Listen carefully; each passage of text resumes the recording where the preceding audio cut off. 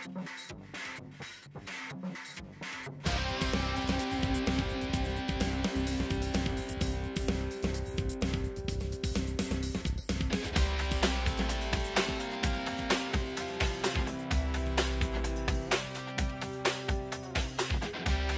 to Tiger Tracks, your home for the best of LSU athletics.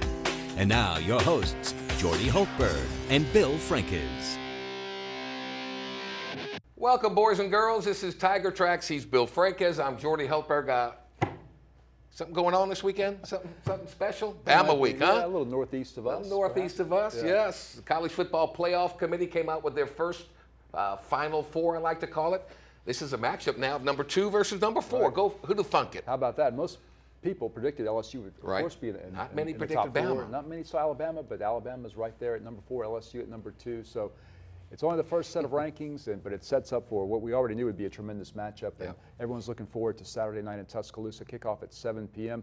Weather might be a factor, unfortunately, but it should be a tremendous game. Busy show planned for you. Doug Moreau will join us after we get a preview of the game from Garrett Walvard, and we'll discuss, first of all, get well soon, Jim Hawthorne. Yeah. Get well. All Tiger fans want you to recover, get back quickly as you can, but be on the safe side, right? Err on the side of safety. Yeah, absolutely. And of course, Doug Moreau has worked with Jim for over 30 years, so we'll get Doug's thoughts on Jim Hawthorne and the type of experiences they've had over the years. And also, of course, Doug will give us great insight into the LSU-Alabama game. It's a rivalry is one when both teams have something at stake. And for the past 10 years or so, there's been something at stake, and there's certainly something this weekend as well. So we'll delve into that. We'll talk all things college football with Doug and much, much more. So sit back and relax. This is Tiger Tracks on CST, back with the Tigers-Tide preview next.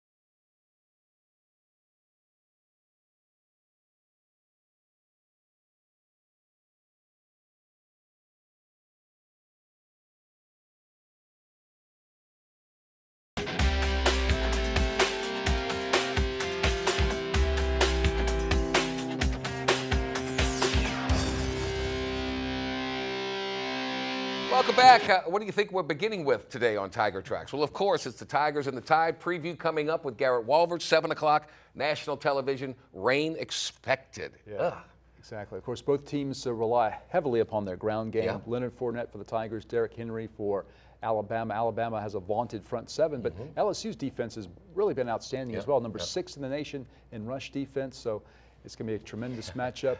Garrett Walvard had a chance to speak to Coach Miles and some of the players, and he files this preview of the Tigers and the Tide. The 80th all-time meeting between LSU and Alabama could be one of the most compelling chapters in this storied rivalry. ESPN's College Game Day will be on hand to broadcast from Tuscaloosa, and CBS will air the game in primetime at 7 p.m. from Bryant-Denny Stadium. Les Miles and his undefeated LSU Tigers are looking for their 4th win in Tuscaloosa since 2005. This open week came in at the right time. Took 8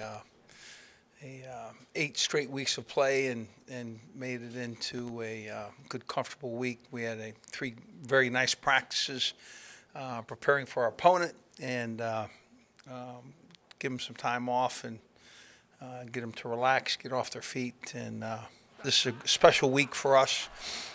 We look forward to playing Alabama. They're a very talented team, very capable team, and we look forward to playing in big games. And I like my team. I like the character. I think they will respond and play well in big games, and play hard and have fun, and look forward to playing this one. The LSU offense leads the Southeastern Conference in total rushing yards with more than 300 per game behind New Orleans native Leonard Fournette. And despite coming off a bye week and losing the season opener to cancellation, Fournette still leads the nation in total rushing yards after playing 7 games. 176 carries, 1,352 yards, 15 rushing touchdowns. Leonard Fournette is averaging 193 yards per game and is poised to smash the LSU single-season rushing record that's nearly 40 years old. The 6'1", 230-pounder is also third on the team in receptions, mainly out of the backfield. The Tigers have won 24 consecutive games when running for more than 200 yards, and with their veteran offensive line, lead the conference in total rushing in 2015. Sophomore signal caller Brandon Harris is second in the SEC in quarterback efficiency, completing 59% of his passes with 9 touchdowns and 0 interceptions. LSU's offense is averaging 39 points per game, good for second in the league, and will match up with Alabama's #1 ranked defense on Saturday night. The Tigers are focused on playing their best game of the season at Bryant-Denny. Their front seven is great. You know, they're big, they hold their gaps well, and you know, it's just going to be a war. You know, I think that might be, you know, one of the best front sevens, if not the best, and you know, it's going to be fun. We played in a lot of big games this year already. You know, is this one bigger than all the other ones? I don't know. I mean, I guess we'll find out. I mean, we just have to stay focused. You know, we like to say up front that we set the tone, and you know, you guys set the tone up front from the first snap, and you know, everything else will follow in. Try to just look at the goal for this week, and you know, we got to put everything in the past behind us, and we just got to keep working hard this week, set our goals, and make sure that we accomplish all of them. Standout tailback Derrick Henry has rushed for over 1,000 yards and 14 touchdowns during his junior season. The 6'3", 240-pounder has scored a touchdown in 13 consecutive games to lead the nation. The last time Henry failed to find the end zone, November 8, 2014, against LSU. Fifth-year senior quarterback Jake Coker is throwing for 200 yards per game and has passed for 11 touchdowns against 7 interceptions. The 6'5", 230-pounder was the backup for Heisman Trophy winner Jameis Winston in 2013 before transferring from Florida State. On defense, the Tide again lead the SEC in fewest total yards and fewest rushing yards allowed. Only 6 running backs have rushed for 100 yards against Alabama since 2012, with Jeremy Hill the last to crack the century mark for LSU, gaining 107 yards 3 seasons ago in Tiger Stadium.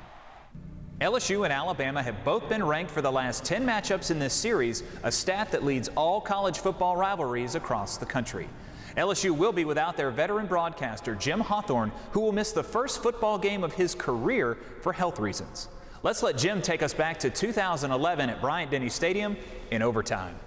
Alabama will be coming hard for this one. Snap, place, kick, in the air. LSU wins. I can tell you for sure now, LSU wins.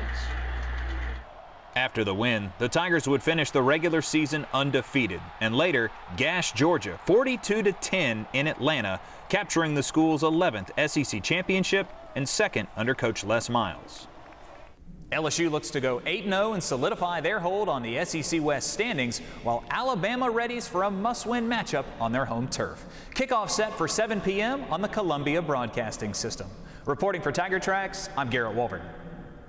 Thank you, Garrett. Not the game of the century, but Leonard Fournette calls it the Clash of the Titans. I kind of like that one. Kind of like that. Exactly. But what a remarkable young man Leonard Fournette is. And hopefully we'll get, just a second, we'll get Doug Moreau's impressions of him as well. But just everything that he does is first class. So we know about his accomplishments on the field, but he's just a great representative of LSU, and he lifts his teammates to a higher level. Really a good leader, and the numbers tell the story. We'll take a quick timeout. Doug Moreau next on Tiger Tracks.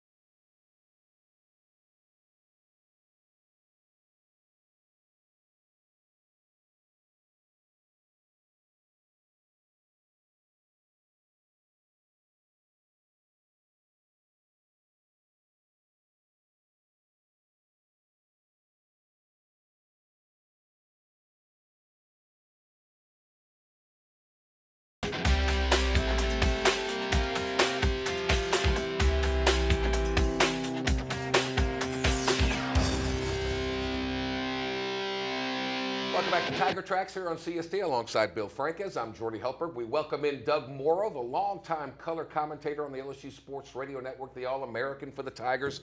Doug, great to have you with us. How are you, sir?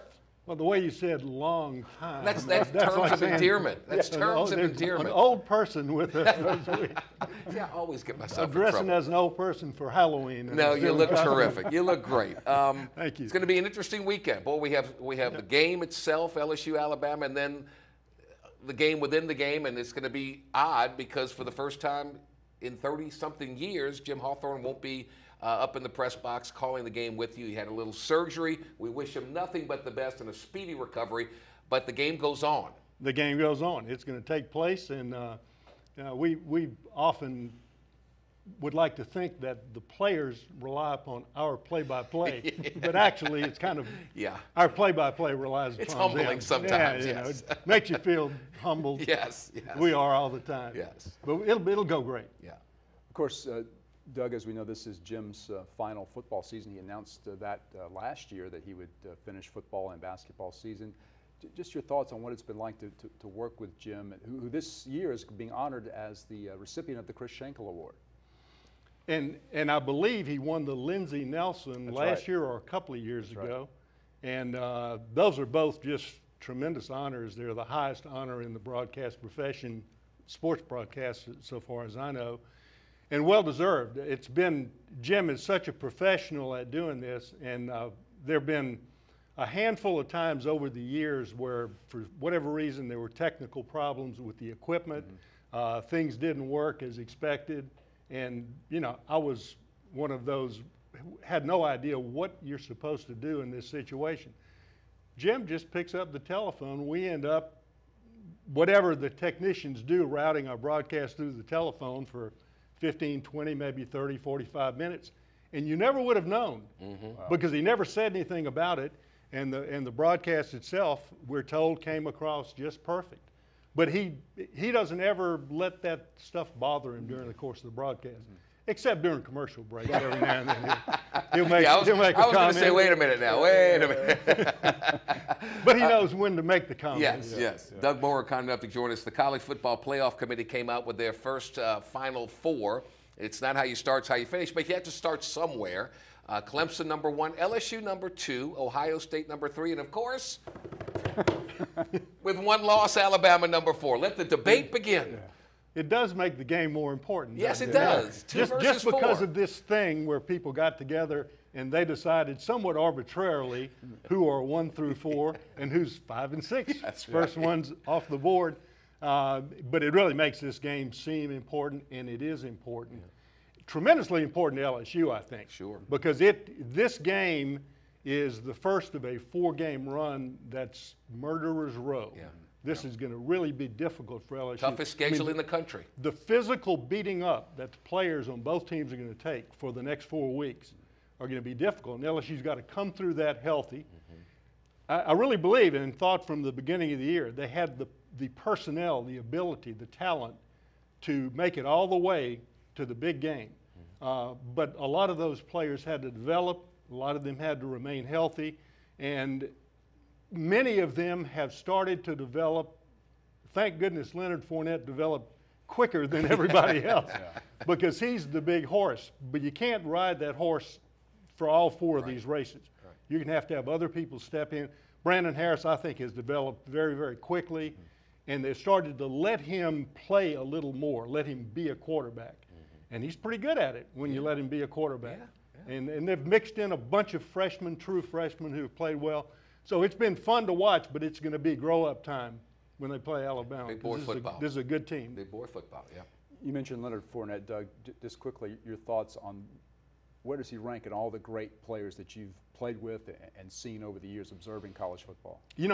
I've tried to think if there's anybody really that I've seen that made such an immediate impact and who's so dominating in a game, because he's played against good players even last year. He took a lot of licks last year as a freshman. And you would expect, as happens with most people, that you're humbled by all of a sudden you're being thrown on your back by 4 or 5 guys who are as big as you or bigger than you. That happens frequently with high school football stars. didn't let it bother him. He just grew and got better and better every week. And towards the end of the year, he became the dominating back that we've seen all this season. Off the field is where he handles it so well, though. Yeah. He handles it like an NFL pro that's been to the Pro Bowl 5 or 6 times. Seems to be a first-class guy and brings the rest of the team along with him. All right, let's take a quick time out here. We'll continue the conversation with Doug Moreau here on Tiger Tracks on CST. We'll be right back.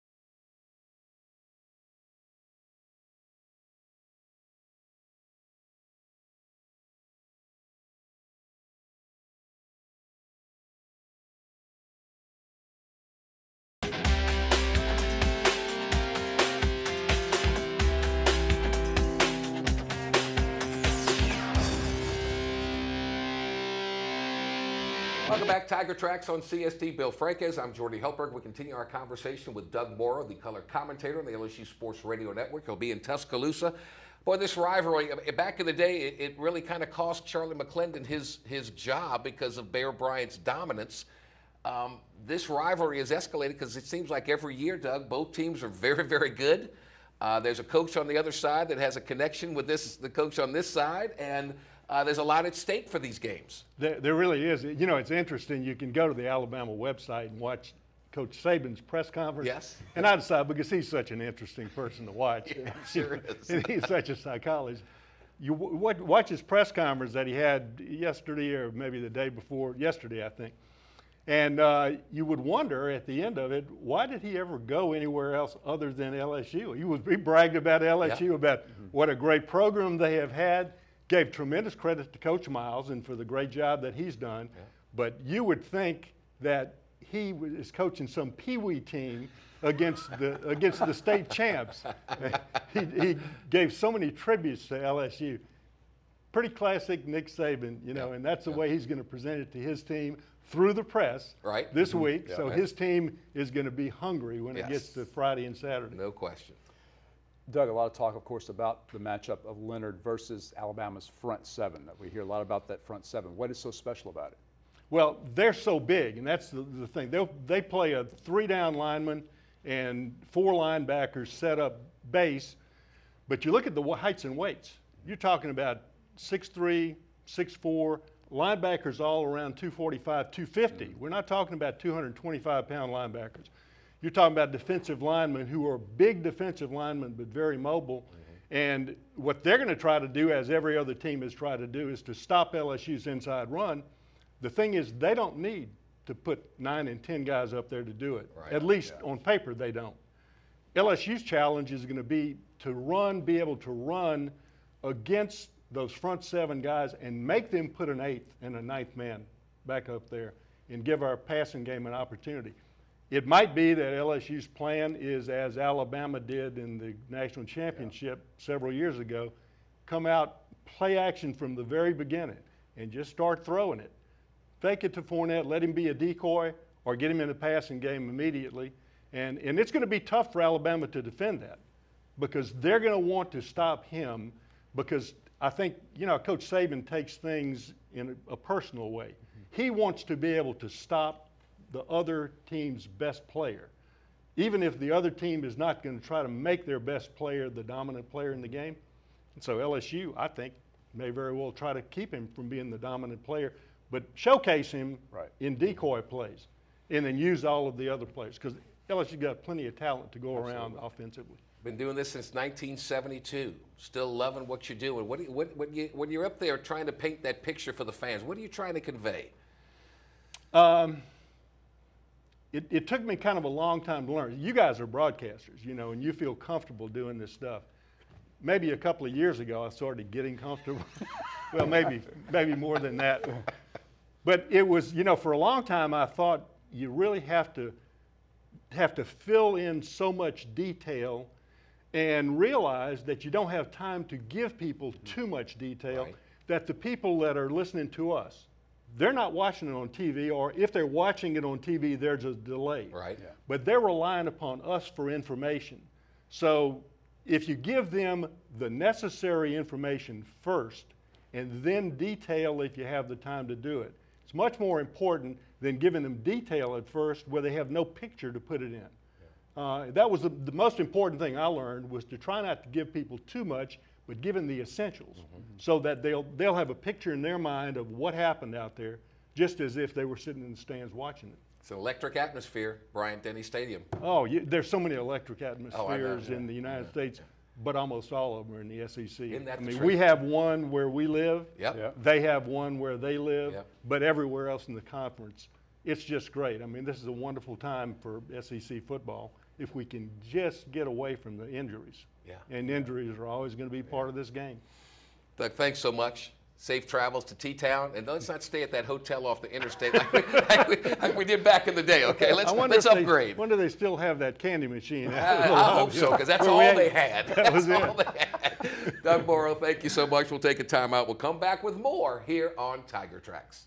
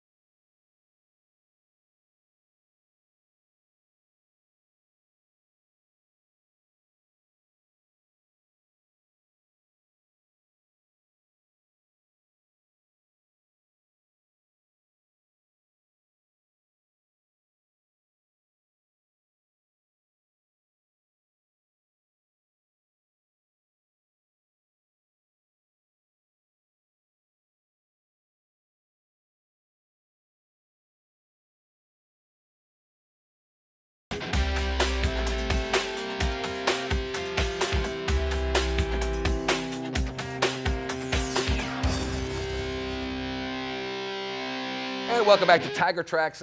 Big game, of course, LSU, Alabama. Big game as far as recruiting is concerned, because there's so many players that both schools are after. But not only does the football program recruit, the university recruits, looking for good students. Absolutely. About every 2 weeks or so, Jordy, during the fall and spring semesters, LSU invites high school juniors and seniors to campus, gives them a tour of all of the classrooms, of the labs, of the dorms, to get them acclimated to what they might expect for college life. Let's take a look at these events. It's called Kickoff LSU.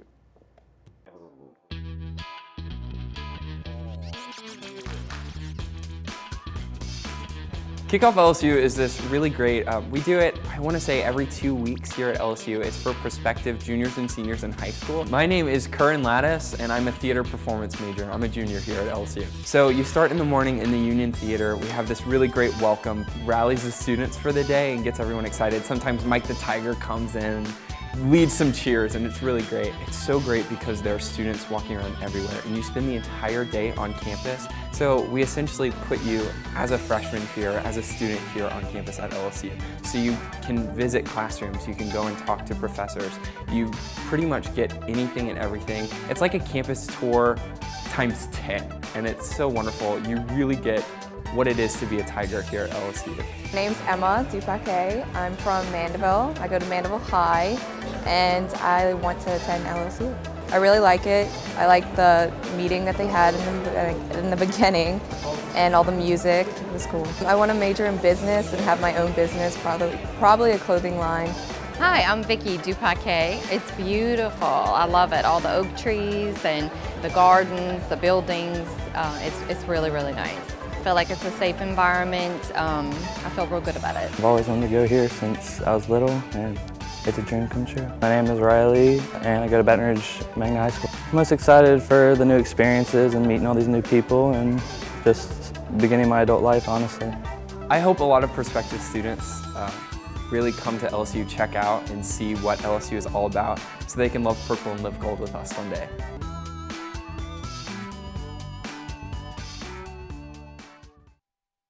See? You got to recruit, baby. You got to recruit. A lot tougher to get in the old school than back in our day. It's an impressive group of freshmen that enter LSU every year. High GPAs, high ACT scores, and those people, of course, go on to graduation, which is the ultimate goal. We look forward to talking to you next week when we recap the win over the Crimson Tide and talk about the Hogs coming to Tiger Stadium next. Absolutely. It's as Doug told us a little while ago, it's going to be a tough task. These next 4 weeks will be a challenge, but first one is up this weekend in Tuscaloosa. We'll definitely look forward to it at Bryant-Denny Stadium. He's Bill. I'm Jordy. Thanks so much. We'll see you next time. Same place. Tiger Tracks on CST.